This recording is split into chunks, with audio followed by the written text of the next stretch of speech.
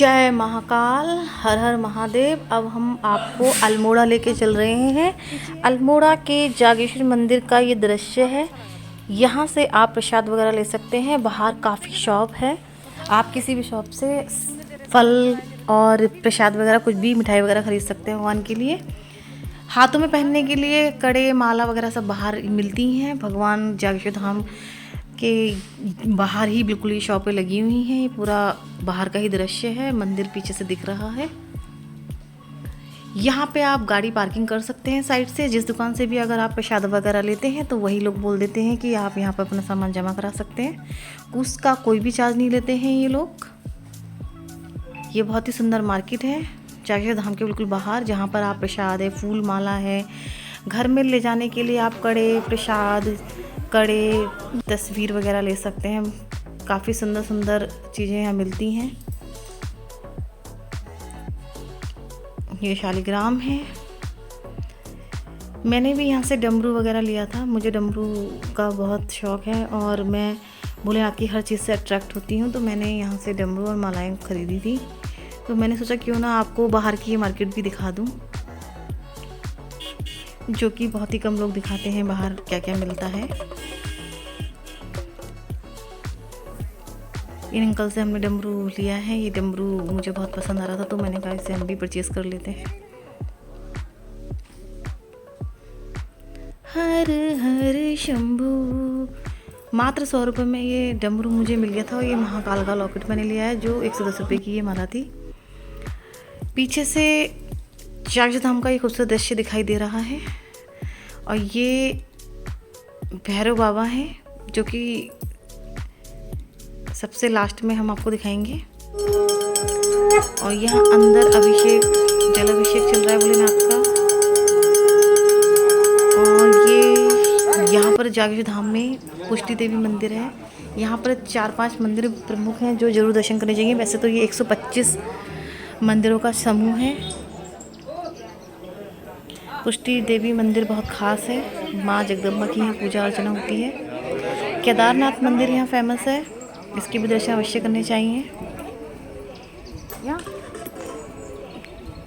भैरव बाबा का मंदिर फेमस है। कुबेर मंदिर फेमस है। कुबेर मंदिर भी जरूर देखना चाहिए, जो कि अलग है। और ये कमल कुंड है कि ऐसी मान्यता है इस कमल कुंड की, कहते हैं कि इन लताओं में अगर आपका सिक्का अटक जाता है तो आपकी मनोकामना उस साल अवश्य ही पूरी होती है, अन्यथा सिक्का डूब जाता है। अब सिक्का डूबे या पत्तों पे रुक जाए, अगर बाबा को आपकी मनोकामना पूरी करनी है तो वो अवश्य होगी। यहाँ पर सब अच्छी मनोकामनाएं पूरी होती हैं।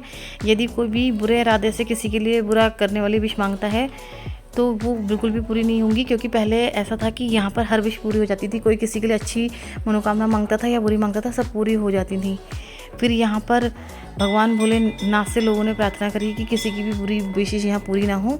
इसलिए यहाँ कभी भी किसी उद्देश्य से आएँ तो अपने लिए अच्छी ही विशेष लेकर आएँ, जो हमेशा भगवान सबकी पूरी करते हैं और आपकी भी पूरी करेंगे। ये पुष्टि देवी मंदिर है।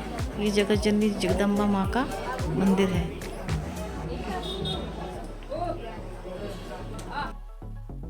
ये मंदिर के आसपास का दृश्य है। यहीं से कुछ किलोमीटर की दूरी पर ब्रज जागेश्वर धाम मंदिर है, जिसके दर्शन हम आपको अभी कराएंगे। ये रास्ते का व्यू है, जो आप लोग सब देख सकते हैं कि यहाँ पे टूरिस्ट किस तरह से काफ़ी मात्रा में आता है। मुझे मंदिर की सारी चीज़ें अच्छी लगती हैं। लोग आते हैं, भंडारा भी खाते हैं, दर्शन करते हैं। इस समय मेला चल रहा है तो आना ही चाहिए। अब हम चल रहे हैं ब्रज जागेश्वर धाम की ओर, जो कि जागेश्वर धाम से 8 से 9 किलोमीटर की दूरी पर है। तो ये ब्रज जागेश्वर का दृश्य है। ये ब्रज जागेश्वर का गर्भगृह है।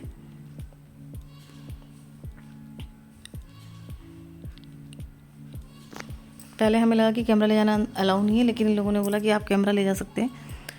ये 5 घंटे यहाँ लगे हुए हैं और साइड में 2 घंटे लगे हुए हैं। ये पंडित जी हैं, यहाँ 7-8 पंडित जी बैठते हैं, जो आपकी हर अलग अलग मनोकामनाओं के लिए धागा लगाते हैं, भभूत लगाते हैं। और ये मेन दृश्य है मंदिर का। यहाँ पर विष्णु रूपी शिवलिंग है।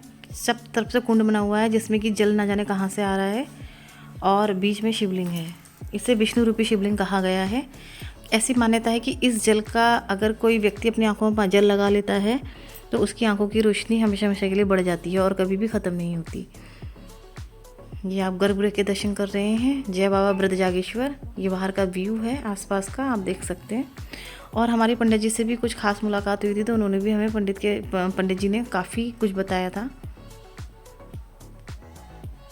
ये कुछ खूबसूरत नज़ारे हैं जिसका आनंद हमने भी लिया था इस मंदिर में जब हम गए थे। तो बहुत शांति और बहुत अच्छा फील हो रहा है यहाँ, वाइब्रेशन एकदम हाई है। और हमारे पीछे ठीक हिमालय है, क्योंकि बादल बहुत लगे हुए हैं, बरसात जैसा मौसम हो रहा है, तो हमें हिमालय दर्शन नहीं है। लेकिन जब मैं पहले गई थी तो मैंने हिमालय के दर्शन करे थे, जिसमें कि मेरे पहले वीडियो में हिमालय के दर्शन साफ साफ हो रहे हैं जो मैंने कराए हैं। वो जाड़ों में गई थी मैं। आइए कुछ और दर्शन कराते हैं। उधर भैरव बाबा का मंदिर है, उधर दिखाते हैं आपको। ये भैरव बाबा का शिला रखी हुई है। यहाँ पर भैरव बाबा के लिए पूजा अर्चना की जाती है। 5 शिला रखी हुई हैं भैरव बाबा के नाम से। यहाँ पे गांठ लगाई जाती है, कोई मनौती होती है तो वो यहाँ पे गांठें बांधी जाती हैं, और मूर्ति पूरी आती है तो यहाँ गांठ खोल के घंटा चढ़ाया जाता है। घंटा चढ़ाओ ना चढ़ाओ वो आपकी मर्जी है, लेकिन प्रसाद वगैरह चढ़ाने चाहिए। यहाँ प्रसाद की थाली नीचे ही मिलती है। 51-101 की थाली है और 21 रुपये से प्रसाद शुरुआत है। आप चढ़ाना चाहें चढ़ाइए, नहीं तो भगवान तो सिर्फ श्रद्धा के भूखे होते हैं। अगर आप श्रद्धा से एक फूल भी चढ़ाएंगे, उन्हें जल का लोटा भी चढ़ाएंगे, तो भी आपकी मनोकामना पूरी होगी। ये पंडित जी से हमारी मुलाकात हुई थी। पंडित जी ने इस मंदिर की विशेषता हमें बहुत ज़्यादा बताई थी, और पंडित जी से हमने बातचीत भी की थी, तो उन्होंने बहुत सारी बातें हमें बताई थी, लेकिन वो बहुत हल्के बोल रहे थे, तो उनकी आवाज़ इतनी क्लियर नहीं है। अभी मैं थोड़ी सी आवाज़ पंडित जी की सुनवाऊँगी, बाकी मैं अपने शब्दों में बताऊँगी कि पंडित जी क्या कह रहे थे। एक ख़ास मुलाकात पंडित जी के साथ, जहाँ से जल लिया जाता है आँखों के लिए, वो जगह हमें पंडित जी लेके जा रहे हैं। यहाँ से हमने भी जल लिया था और अपनी आइज़ में लगाया था, अपनी आँखों में लगाया था। अब क्या सच है क्या नहीं ये तो भगवान जानते हैं, लेकिन यहाँ पे वाइब्रेशन एकदम हाई है। बहुत पॉजिटिव फील हो रहा है यहाँ पर। ऐसा लग रहा है सच में यहाँ पे कोई पावर है।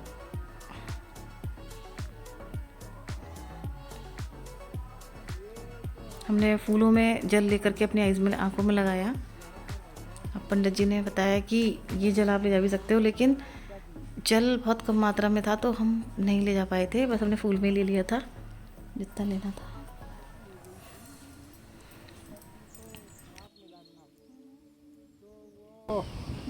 इधर उधर भटकने लगे, नंगे घूमने लगे, तो सप्त ऋषि थे। सप्त ऋषि की जो घरवालियाँ थी वो उनके पंडित जी की आवाज़ बहुत ही कम आ रही है, लेकिन उन्होंने ये बताया था कि सबसे पहले शिवलिंग की स्थापना जागेश्वर धाम से हुई है, और ये धरती का पहला शिवलिंग है। इसी की कहानी वो हमें बता रहे हैं। 7 ऋषियों के श्राप द्वारा ही शंकर जी का जो लिंग था वो खंडित हो गया था, और माता पार्वती से स्थापित किया था, और ये सबसे पहला शिवलिंग है। और भगवान के बारे में ये बता रहे हैं कि अगर शिवलिंग की कोई पूजा करता है तो मूर्ति पूजा से ज़्यादा विशेष महत्व उस शिवलिंग का है। और शिवलिंग किस तरह से स्थापित हुआ, क्या इसकी कहानी, वही सब पंडित जी हमें बता रहे हैं। तो ये पहला शिवलिंग है जो जो जागेश्वर धाम में गिरा है, और इसकी पूजा अर्चना किस तरह से की जाती है और क्या यहाँ का सब रीति रिवाज। पर पंडित जी की आवाज़ बहुत कम आ रही है। कभी मौका मिला तो मैं इसकी पूरी स्टोरी डालूंगी। मोहित हो रही थी। जो शिव जी का लिंग जो है वह नष्ट बन गई। वो जहाँ जाता था अग्नि की ज्वाला प्रकट रहे। अब सती जी थे, पार्वती जी थे, वो तो सती हो गई थी, उनके वियोग में तो वो ऐसा कर रहे थे। उन्होंने भगवान ने सब विष्णु भगवान यहाँ वह है ना शिव के जो रुद्र होते हैं, तो ये विष्णु और शिव का दोनों है। विष्णु भगवान ने यहाँ पर तपस्या की और सारे देवताओं ने यहाँ पर महादेव का भोग होता है। शिव का मंदिर तो नदी के किनारे पर होता है। ये विष्णु रूप की विष्णु भगवान ने तपस्या की, तो उन्होंने कहा भगवान शंकर जी इस लिंग को आप घुमाओ। अब विष्णु भगवान ने फिर पार्वती जी के राह भ्रमण, हे माता आप भक्तों को इसको संभालो, नहीं तो सारी पृथ्वी को जला दो। तो पार्वती जी ने अपने में समा लिया हो।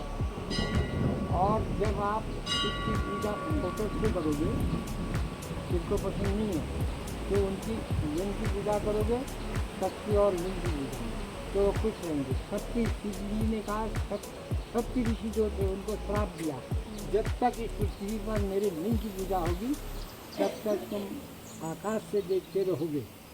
सप्त ऋषि 7 तारे होते हैं आकाश में, उनको श्राप है, श्राप से वो देखते रहते हैं कि जब तक शिवलिंग की पूजा होगी तब तक वो देखते रहे, उनको श्राप है शिव का। शिव जी ने कहा मेरी तो कोई गलती, वो भी बाद में पछता गई, इनकी तो गलती नहीं है, ये तो रुद्र खुद ही है, इनको क्या मतलब औरतों को देख करके। तो ऋषियों ने कुछ क्रोध में आकर के उनको श्राप, उन्होंने कहा श्राप तुमने जो दे दिया, मेरे आप ऋषि हैं, भगत हैं, किसी का श्राप को मैं वापस नहीं करता हूँ, मैं अपने पर ही संभाल लेता हूँ। भगवान का तो हम नहीं अलग है। भगवान की सारी महिमा भगवान की। बहुत बहुत धन्यवाद पंडित जी, आपने मैं इतनी अच्छी बात बताई। अरे हर हर महादेव पंडित जी। पंडित जी से मंदिर का इतिहास जानने के बाद हम और आगे की ओर बढ़ गए और ये यहाँ से हिमालय दर्शन बहुत साफ़ होते हैं। इस समय बादल लगे हुए हैं तो बिल्कुल भी हिमालय दर्शन नहीं हो रहे हैं, लेकिन मेरे पिछले वीडियो में जो कि मैंने पिछले साल शूट किया था तो उसमें बहुत ही साफ़ हिमालय दर्शन मैंने कराए हैं। यहाँ पे फरवरी में बहुत ही ज़्यादा पब्लिक आती है, बहुत रश रहता है यहाँ पर, और घृत से, घी से भगवान का लेप किया जाता है और शिवलिंग को पूरा घृत से, देसी घी से ढक दिया जाता है। ये आसपास का व्यू है, बहुत खूबसूरत नज़ारे हैं और ये भक्तगण जितने भी आते हैं, श्रद्धालु लोग यहाँ से प्रसाद वगैरह लेते हैं, फूल प्रसाद वगैरह सब यहाँ से मिल जाता है। ये तो छोटे छोटे अच्छा उठा करके कलर किया। यहाँ के गांव वालों की जो अर्निंग है चलती है। ये हनुमानगढ़ी पड़ा था नैनीताल रोड पर, अंदर तो नहीं थे,